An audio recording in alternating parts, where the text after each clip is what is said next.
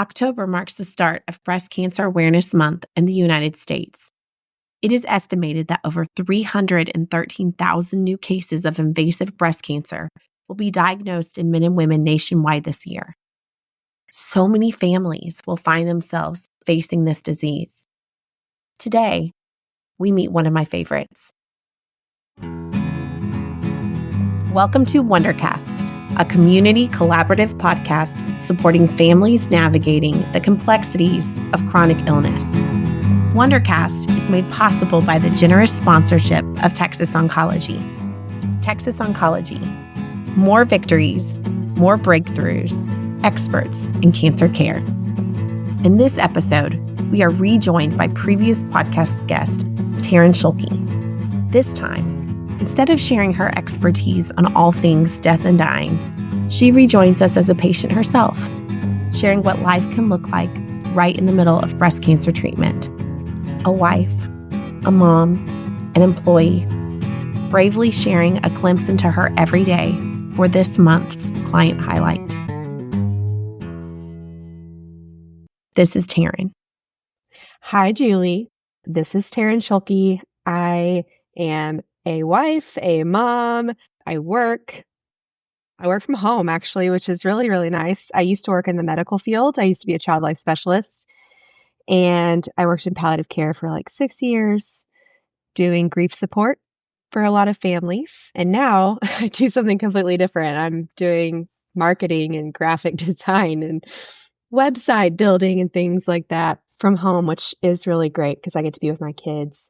I've got 2 boys. And then this year I was diagnosed with breast cancer in March. Let me clear my throat real quick. For my listeners, I will go ahead and disclose this. I've had a bad head cold, so my voice is going to sound very different, but I didn't want to miss an opportunity for us to visit. So it's hard to believe that was March. I feel like we had our conversation. I mean, I'm sure for you, it doesn't. It feels like it was March. You probably know every second of what that felt like. For me, I cannot believe that because you're so into your treatment now and so much has changed. Yeah. I really wanted to be intentional about starting October off with really highlighting different people that I know and love that are going through treatment. I feel like one of the things that we're lacking is just this real dialogue of what it looked like to be a mom, a wife, kind of looking ahead at what treatment is. And I think what uniquely you have to offer is that you come at this with that background medical knowledge that I feel like a lot of maybe our other families that we support don't. Sure. Perhaps that was helpful. Perhaps that was not. I'm sure it added some stress because you knew and maybe knew too much. I don't know. So I'd love to kind of dive into all of that. So why don't we first start with you, if you're comfortable sharing a little bit about your diagnosis and your treatment plan? Sure. Yeah. And a lot has changed since I was on the podcast last. I mean, last time I was talking from the seat of somebody from the medical profession, sharing knowledge and educating in a way. And this time I'm the patient, which is so strange. It's a very strange thing to flip into that role. But I was diagnosed in March after I found a lump. So I'm the one that felt it first, and I felt it late January. I visited my OB-GYN in February, and she was like, "Oh my gosh, Taryn, this is huge." I was like, "Oh, great, good." So that immediately got me nervous. And then I started down a path at one medical center, and I got my diagnosis with that system. And basically, did mammogram, ultrasound, and the radiologist, who I'm so glad I had, she was lovely enough to give me a warning shot at that appointment. I did ask her point blank, and I made her tell me. Yes, because we know too much. Exactly. Having been on that side of it too. Yep. Yeah. I was like, "Listen, I know you're not supposed to say anything. I know that's not your job, but I need to know if I need to start mentally preparing for some bad news." And she was kind enough to say, "Yeah, I think you should start preparing for the bad news." It's like, "Okay, great, got it." And so then I did a biopsy, and I got those results. And what I had at the beginning of my diagnosis was actually kind of a question mark in a lot of ways. The art of medicine has played a big role in my treatment plan. But I was diagnosed with invasive ductal carcinoma, and it was 4 centimeters at the beginning, and in my right breast only. And at first, they didn't find anything in the lymph nodes, but there was a nice twist there. uh, It's like a book you don't want to read. You're like, oh my gosh, what's coming? I know. And what was so hard at the beginning is I didn't know that the results would just keep coming, that there were just test after test after test and scan after scan. I thought you get the diagnosis at the beginning and that's your diagnosis. No, it was like a spectrum. It just kept, the dominoes kept falling, and I wasn't mentally prepared for that. I didn't know that. Even working in the medical field, when I was introduced to people, to the children I was working with who were sick, it was after all of their diagnosis was complete, really. So I didn't know just how long it takes to get your full picture. I know that now to a certain degree, but not really. Like, you're right. It's this, you're ready to plan with what you've been given, and then the information is constantly changing. Yeah, yeah. And it changed from the beginning of my diagnosis to about a month later. Um, After I got scans and more, physical assessments and MRIs and so many things. It's just a lot at the beginning, and I didn't realize how much it would be. And now, anytime I talk to someone else getting diagnosed with breast cancer, I just try to mentally prepare them for that, it's going to be a lot of scans. You're going to be so sick of it by the time you've got your full diagnosis, and things can change. Even your treatment plan can change. Because for me, I didn't have any lymph node involvement. And then I actually switched over to another medical system. I'm with MD Anderson now. And the surgeon that I was connected with at the West Campus, she did a manual physical exam of my armpit and found something there. She found it. Wow. And I had already had 3 ultrasounds of my lymph nodes, and they didn't find anything. And so she found it, which I feel like she should get some kind of award for. So I went back for my 4th ultrasound at that point to try to find it, and they had to call her during my ultrasound to ask where it was. Finally found it, did a biopsy, placed a clip so they wouldn't lose it again. It came back as abnormal epithelial cells, not carcinoma. So they had to decide what they were going to do with that information. Treat it like cancer or treat it like it could be non-cancerous. And because I'm so young, I was 34 in March when I was diagnosed, they decided to just play it safe and treat it like it was cancer. So technically I'm stage 2, but really it's stage 3 is how they're treating me, because my treatment plan that they finally were able to give me after a long time of figuring out what was going on with me was chemo. And then I'm on a clinical trial of testing out radiation before surgery. So I'm doing radiation actually right now. I'm in the middle. And then I'll have my surgery in November. How many rounds of chemo did you do? A lot. uh, Too much. I know that some people do more than what I have, actually, because I've talked to a lot of women, but I had 4 rounds of AC chemo, so the doxorubicin and Cytoxan. So that's dose dense. So I did it every other week. Some of our listeners might know that as the Red Devil. The Red Devil. Yeah. So I had the Red Devil plus Cytoxan at the same time. That's AC, and it was dose dense. So it's every 2 weeks or every other week instead of once every 3 weeks. I did that 4 times. And then I had Taxol after that for 12 weeks. And I did that every week. And I actually was having some pretty intense side effects with the Taxol. So at the very end, my last 3 doses of Taxol, I had a 20% reduction in strength. If you don't mind me asking, some of your big side effects with Taxol. Yeah, that was actually really surprising for me, because at the beginning, obviously AC is supposed to be the worst. Mm-hmm. Like, It's the red devil. um, and it was bad. It really was. I didn't have it as bad as other women, and I know that for a fact, but it was bad. And so I was told at the beginning of Taxol by my PA on my medical oncology team, it would be a breeze and that it shouldn't be much of anything. I shouldn't like really have any side effects as much, that maybe like fatigue would be a side effect, but no nausea or vomiting or anything like that. And so I got really excited. My expectations were pretty high. And then that was not my experience. It actually affected me pretty decently. I I did not have vomiting for actually I didn't vomit through AC. Which people don't know you, but I do. And I think that you should share, like we all come into our life experiences with our own traumas and our own phobias. Yeah. And you truly Yeah. have a phobia of vomiting.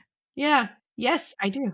What's the official word of it? What's it called? Emetophobia. There we go. So I actually, when I first got diagnosed, I called you Mhm. and I was like, help me. What do I do? What should I expect? And you're like, get ready. You're going to be throwing up. And I said, are you sure?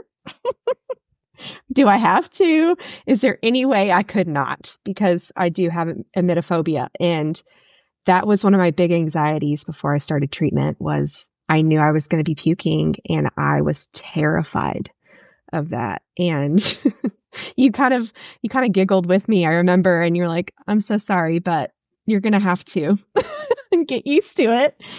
And I don't know if it was a sheer act of my mental will that I didn't. It might have been, because you might be the only person I've ever known to not throw up with that. I know. Were you nauseous? Yes, very nauseous. I think that's worse than throwing up. But well, some people think that, but not me. Um, well, here's the thing too.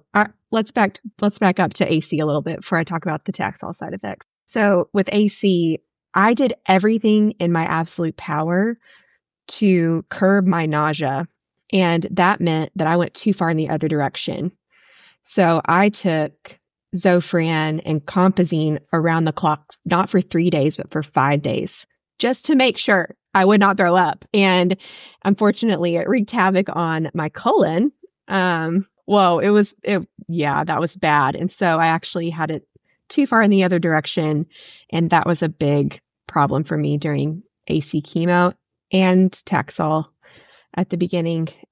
Finally got it under control when I was like 3 weeks away from being done with chemo, but it was such an adventure. So yeah, with AC chemo, I had a lot of nausea, a lot of fatigue, and I think looking back on that, I think I have blocked out a lot of it mentally, if I'm being completely honest, because there were some side effects I was having that if I really sat down and thought about it, I've forgotten some of it just because I think I had an emotional and mental block. That's actually, I think, a blessing. I don't see that as a bad thing. I would, yeah. Yeah, I don't want to remember it Mhm. at all. And the fact was it was awful. Obviously, I lost my hair. You can't see me, but I'm still bald. I'm actually starting to grow my hair back now that I'm done with chemo. I can see a shadow. Look at that little shadow you have. I know, I'm getting an old man's like bald head. I can't wait to see how it comes back. I want to know if it comes back curly or. Yeah, that's literally everyone I talk to right now. That's what they say. They're like, what's it going to be like when it comes back? Is it going to be curly? Is it going to be straight? Is it going to be white? Is it going to be, I have dark brown hair. It's going to be dark brown again. I don't know. People don't know that you have probably the thickest, most beautiful hair, and your hair grows so fast. And so I wonder Yeah. how fast it's going to grow. Yeah. I hope it grows fast. That'd be really nice. I don't know. I will say this. Of all the families I work with, especially women facing any sort of cancer diagnosis, one of the biggest trigger stress points for them is not vomiting, but hair loss. Yeah. They just really like that visual sign of going through treatment is so hard for them to have to hold. And one thing that has been so refreshing for me, at least outwardly, is the ability that you have had to just rock your bald head. And it's just, and granted, it's been a Texas summer, right? And that is no joke. It's hot. But I think it's been really refreshing to see just how much you are just embracing. This is where I'm at. This is who I am. This is my head. Yeah, well, thanks. I don't know why it didn't bother me, but it didn't. And when I was losing my hair, that was the most painful part, was just the losing the hair, because I did have hair down to my rear end. It was really long and really thick. What I did at the beginning was cut it off to my shoulders and donated it. I was really worried that they wouldn't take my hair if I was in chemo already, and like cut my hair after I'd gotten a dose of chemo. I was really worried about that. I don't know. I didn't even research that. I just had that assumption. But so I cut it off first to donate it. That's just something I've done in the past, and so I wanted to do it again. And then thought, well, if it's shorter, then it won't bother me as much when it falls out.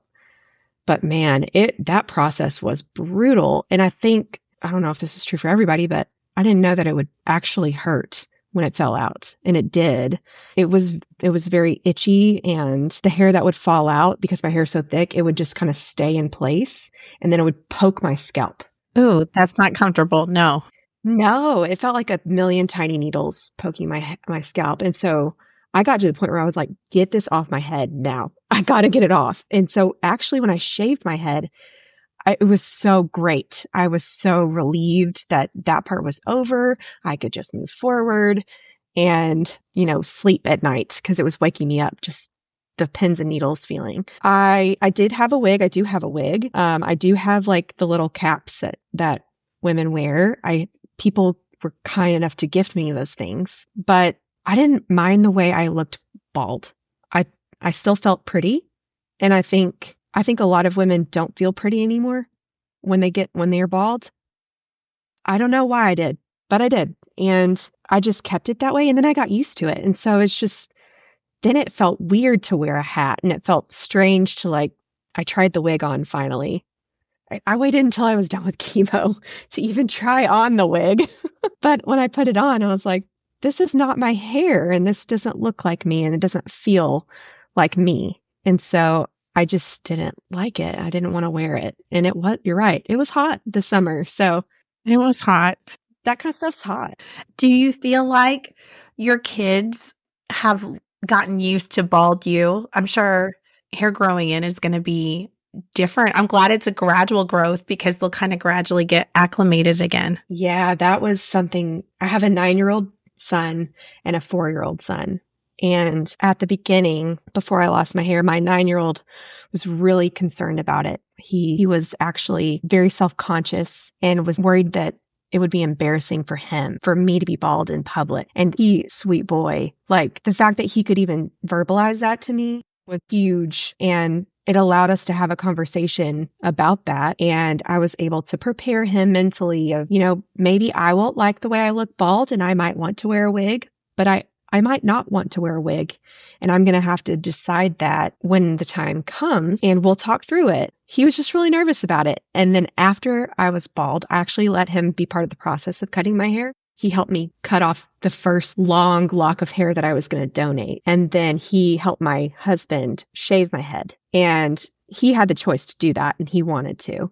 And he got used to me being bald. And so now he actually said a couple weeks ago, Mom, I don't want your hair to ever grow back. I like the way you look better without any hair. And he's gotten used to it. Yeah. Yeah. We just laughed about it, because I reminded him, it's like, son, you were so nervous about me losing my hair, and you were going to be embarrassed. And he's like, yeah, I don't know why I thought that. That was silly. And I like the way you look now. And I was like, well, you're just used to it. You'll get used to me have hair again. And he's like, yeah, I probably will. But having spent so many years in the medical field, do you feel like that adequately prepared you for supporting your kids, or for kind of knowing what was coming ahead? Or do you feel like it almost in some ways made it more challenging because you were thinking of all the options and all the things to support? I think it was both.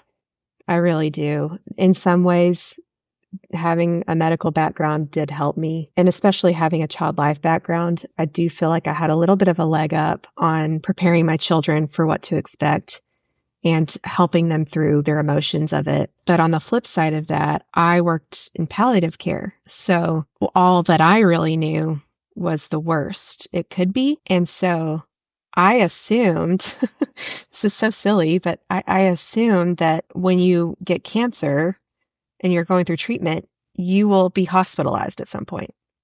Because all I knew of the medical field were people who were hospitalized. And so it was a surprise to me that I could go through all of this and stay home the whole time and not be so terribly sick that I had to be hospitalized. So I think I was expecting the worst at the beginning and going through it. And that was something I was fearful of the whole time. I can't let my blood work get bad enough because I don't want to be hospitalized. I don't want to get sick. I don't want to be so dehydrated that I have to be hospitalized. I want to stay home. What I didn't realize is most people don't have to be hospitalized. They're just doing this like we've done it, at home and going to the outpatient setting. That part was different and it skewed me quite a bit. And of course, I thought the worst case scenario in almost every single scenario there was to think about. I'm an overthinker, so it was worse in the evenings. It was worse at night. My brain would run and run and run. There were several nights when I would cry and my husband would have to hold me and I would express like my worst fears because of the things that I'd seen and the things that I was worried about. And I mean, like, if we're just going to be completely honest, didn't want to die. I don't want to die. And I want to be here for my kids. So I know that my cancer wasn't so far along that was a true worry, not something I actually had to worry about. But there's cancer in my body. It's something that crosses my mind. And then thinking forward to the future, that's a concern as well. Will I have recurrence? Will I get another type of cancer? Will it happen again in 5, 10, 15 years? I'm young. I've got a lot of life left to live. There's a lot more time for me to get cancer again. So just a lot of anxieties and things that came out worse at night. And I think my medical background, honestly, like for the worst side of this, contributed to that. Absolutely. Because you're especially considering the population, the fact that you have written a book on how to talk to your kids about dying. I mean, you are an expert in that field, and that was very much a part of your world. And so I think it would be very easy for me to have gone to that place too. Yeah. Yeah. Now, on the good side of that, I feel like I was able to advocate for myself really well. I had a very low tolerance for symptoms and side effects. I was like, okay, I know there's something out there that can help me with pain, with muscle pain, with joint pain, with nausea, with fatigue. Like, I just have to ask and advocate for myself, because if I don't, then they're not going to know what I need. And I don't think I would have been so forthcoming with my advocacy if I hadn't been in the medical field and known that, like, doctors are just people.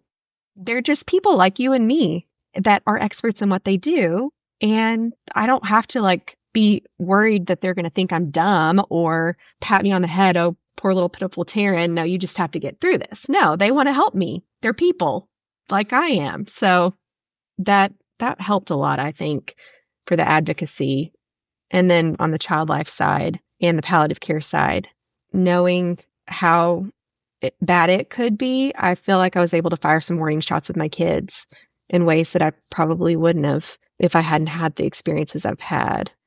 And because of that, I do feel like my kids have coped really, really well with this process. And, that me going through all of that and preparing them and supporting them through this was one part of that. And just a little shout out, the other part of that is I did go through wonders and worries. And my boys saw a child life specialist early on in my diagnosis. And whenever I had so much to think about and do, and I didn't want to play child life specialist with my own kids, I let the professionals handle that. And that gave me room to breathe and to just take care of myself, knowing that my kids were being taken care of by a child life specialist. I didn't have to fill that shoe. I know. I think that's important too. Just because you can, it doesn't mean you have to. Right. And I feel like that is something that maybe as healthcare providers, maybe just as moms or who we are, our role is to just do to make it as easy on everyone as possible. but really, you're not making it easy on you. And if you don't make it easy on yourself, the patient, the mom, how are you supposed to do all these other things? I don't know. I'm so proud that you were able to utilize that resource, especially having the skill set to do it yourself and still being able to say, nope, that's not my role in this right now. And I know I've talked to many physicians who have gone through treatment or like, I mean, think about it. OBGYNs get pregnant Mm-hmm. and they have babies just like the rest of the world. It's not like you're going to deliver your own baby. Hopefully not. Yeah, right. Right? Like it might happen, but hopefully not. And if you are pregnant, you're going to defer to your colleague of your choice or your friend or this professional who this is their life's work too. How do you feel like the kids are doing now? Let me shout out Ashley Blackman because she was my child life specialist and she she was fantastic and she didn't bat an eye at the fact that I was also a child life specialist. She just did her job and she was amazing and I needed that. And I actually relied on her quite a bit for exactly what you're talking about with my two kids being at different developmental stages. For my youngest son, he was just turned 4, but developmentally delayed by about a year and was actually just learning how to express himself verbally. So he didn't have a lot of things to say about my cancer because he didn't have a lot of things to say about anything. And so I was really worried. I didn't really know what he was thinking or how he was feeling because he couldn't really express it, even though he was on it. Like he knows what's going on. He was developmentally almost normal with like say things like IQ and that kind of stuff, but unable to express himself. So I really relied on Ashley and her expertise and her assessment of him because my two boys are different in age, yes, but also different in development. We split them up whenever we did our sessions together. And so they each got 45 minutes instead of doing it together. And I think that was crucial for the boys to be able to have their own time to, you know, do what they needed to do. And most of what Ashley did with Samuel was play with him, as our child life colleagues know is the best way to work with young kids. At one point, she did an expressive activity with him. It was about what your feelings were, and she had him pick out smiley faces, and all the ones he picked out were negative. They were all like, they were like afraid and sad and angry and like all these negative things. And my eyes were like dinner plate. Oh, what's going on? He's such a happy kid. He laughs and smiles and, he appears to be fine and normal and happy. And so when she brings this out, she's like, so here's what he picked out. I was like, oh my gosh. And I was like, well, Ashley, what do you think about this? Do you think that he's upset because of what's going on with cancer and all of the treatment or what? And she said, his affect, which is how he is behaving, his affect doesn't match what he picked out. He was giggly and smiley when he was picking these things out. And so I'm not actually that concerned about this. She said he kept talking about the thunder whenever he was picking this out. And it clicked in my mind, like, our kids are just kids. They have normal kid experiences, and cancer is just a small part of what they're going through. There was a terrible thunderstorm the weekend before we saw Ashley, and he was so scared. And he was processing that with her, and it had nothing to do with my cancer. God, I love kids. Oh, I love kids so much. But yeah, like I if I hadn't have asked and if Ashley hadn't have been so forthcoming, I would have probably internalized that. And honestly, I think that is another testament to what support like this can look like, because even though you're going through treatment for kids, sometimes cancer, even though it's this long process for you, and a thunderstorm, which is an acute event, Yeah. they're on the same level. Same with like what was served in the cafeteria that day at school and, who's best friends with who on the playground. Those all are of equal status. Yeah. And I think we forget that. Right. And so you might have all the right words to prepare them for cancer, but they're still having everyday feelings also about everyday life. And so if you can have an extra person to just be that touch point, that to me is huge, because even if they're just processing a thunderstorm, how great helping him express that and get those words out and come up with a safety plan. I mean, all the things.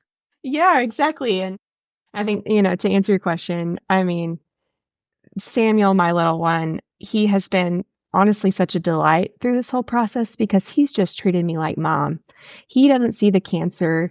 Me going bald didn't faze him one bit. He kissed my bald head all the time. He would like pat it and grab it and like snuggle it, and it didn't matter to him. And what I realized recently is that he's been processing this the whole time, because after my chemo ended, he, on my last day of chemo, or the day after my last chemo, I was dropping him off, doing normal mom things, going through treatment. And he goes, "Mom, no chemo today. No more chemo." So he was paying attention this whole time, playing and being a normal kid. And now it's his favorite thing to say to me, "No more chemo, Mom. No more chemo," with this like giant smile on his face.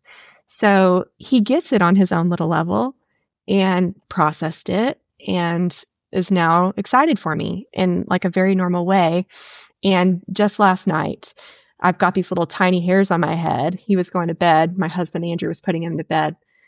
And he goes, "Mom, your hair grown back. Your hair grow back." And I'm like, "Yep." He goes, "Yay." Sweet boy. It's like, that's like, yeah, that's great. And my older son, David, he's 9, he's almost 10, and he's very intellectual. And so this entire process, lots of questions, lots of wanting to know the science, wanting to know how I am handling my side effects, checking in on me, being helpful. Like, for me, my focus with him has really just been trying to encourage him to stay a child and not grow up too fast in this process, but also letting him, have those moments of feeling proud and helpful, and That's why I love that you had him help with your hair and like giving him the choices, but yes. also encouraging him, like, "Buddy, thank you, but you don't have to worry about me. Dad's helping me. I've got it under control. Got a bunch of doctors. I'll be okay. Like, you can go play Legos." They're both doing really well, and I'm very relieved about that. So how many more radiation treatments do you have left? I'm exactly halfway through, and I've got 5 weeks total, so I've got 2.5 weeks left, and then surgery. And your surgery will be a double mastectomy, or are you doing a single? I'm going single, so that was a really difficult decision to make, actually, because at the beginning of this, I was like, "Cut them off. I don't need them. Like, just get them away. I don't want either of them, even if I only have cancer in one side." And after that initial instinct, I was able to process and educate myself and talk to my doctor extensively about prognosis of all the different paths that I could take surgically. And she told me, for my specific cancer and what I have going on, that the outcomes would be the exact same if I did a single mastectomy versus a double. I decided to do the single because it was less surgical risk. That was really the only thing that tipped me over. Yeah, I met with my plastic surgeon, and he thought I was a great candidate for a DIEP flap procedure and explained it to me in depth. I was blown away. I'm thrilled to have that. I did not want an implant. That was something that I just didn't want the maintenance of that. I didn't want to have to come back and have it redone, because I'm so young. It would have to be redone at a certain point. So to have that as an option, to have a plastic surgeon on my team that is competent in that surgery, I feel very lucky and very thankful. Nervous about the recovery of it. It's going to be a whole long recovery, but I think it will be worth it in the end. Yeah, I think so too. You've done some hard work already, so yeah, you'll get there. One last thing that I really do want to touch on, because I hear this a lot from the women that I support through Wonders and Worries. There's not tons out there about what that looks like with doing treatment and working or not working. And I know that's a decision that you kind of were feeling the heaviness in the beginning. How has that played out? Yeah, I was very nervous about that at the beginning, and at the beginning was very nervous about being sick and working. And I do work from home, which, wow, I didn't realize how lucky I am to have the situation I have, because I could not imagine having to drive into work and working in an office or at a hospital while going through this. I was concerned about feeling sick while working. Would I be able to work and do as good of a job as I hold my standards to? And also the fact that I'm a contractor now played a huge part in this because I'm not a salaried worker. If I'm not working, I'm not making money. And that was extremely stressful for me, not knowing how things would turn out. And how it's actually turned out for me is I've basically done half time of what I used to do. So, having to go to appointments, it takes up a lot of your time. Feeling not well, feeling sick takes you away. And it's been about half hourly what I used to do. Another problem of contracting is you don't have FMLA. So I couldn't do FMLA and then use PTO and just get paid. I had to keep going. And I did. I did keep going. I've worked consistently part-time throughout all of treatment. Which is amazing. That is hard work in itself. Yeah, it really stretched me. And luckily, the person I'm contracting with was very flexible with me and understood that my hours might be a little strange, or there might be days that I'm not actually working, but there are days that I will, and helping me peel back some of the things that I was doing so that I would feel less pressure in deadlines and things like that. So I think what's helped me throughout this is just being honest with people about how I'm feeling. And this is through all aspects of my life, not just work. Just being honest. I feel really bad today. I can't do anything today. And then allowing myself the time to lay down. Because as a working mom and wife and a daughter, actually, my dad had cancer last year. And so I was also, housing him for a little while throughout my treatment while he was getting his surgery for cancer. It was a lot. His tumor removal was the day before I had a dose of AC chemo, if that puts it in perspective. And it's been a lot. And so to be honest about myself and how I'm feeling emotionally as well as physically has been the key. For me, it's not been any single thing that has been impactful. I think the thing for me personally that has been the most helpful are the friends and family that I have surrounding me and how supportive they are. With cancer, when you lose your hair, and I was bald, and so I think it was more obvious to people in public. I had a lot of experiences of people stopping me in public and inquiring about what was going on. And I had a lot of people feel that they had a right to know my own medical experience just because I was bald. And I had people interrupt me while I was having lunch with friends and just having a good time, stopping my conversation with people to ask if they could pray for me there in public. And it's just been a very interesting experience. And I am a prayerful person. That's a big part of my life. But to see what it's like for your diagnosis to be so outwardly apparent and to have people interject themselves was strange. It was a strange experience. And I feel like I've learned a lot from that. And, as well intentioned and kind as people are and intending to be, like, I kind of just want to eat my burger with my buddy and, you know, tell tell stories and laugh and feel normal and not feel like I have cancer. And then to be reminded in the middle of that it's difficult. So I think the family and friends that got that and just treated me like Taryn. And I'm more than my cancer diagnosis. I'm still all the other things I was. that has greatly changed my perspective and given me the support I needed. Throughout all of the nastiness and pain of cancer and treatments, there's been a lot of beauty. People have risen to the occasion and shown me a lot of grace, supported me in ways that I never thought I needed, and it's gotten me through it. There are people that I didn't even imagine would show up for me that have, and it's an interesting spot to be put in, to be needing people so badly for your own survival. It takes humility to do that, and that's something I've had to grow in, and a lot of joy, and still a lot of silliness, and me being myself as a person. And I don't feel like all of my humanity has been stripped away by cancer and treatment.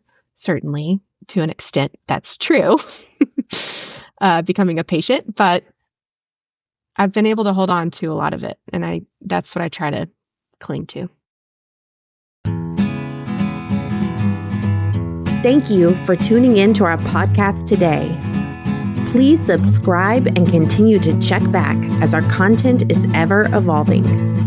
For questions or specific content-related requests, please send an email to podcast@wondersandworries.org.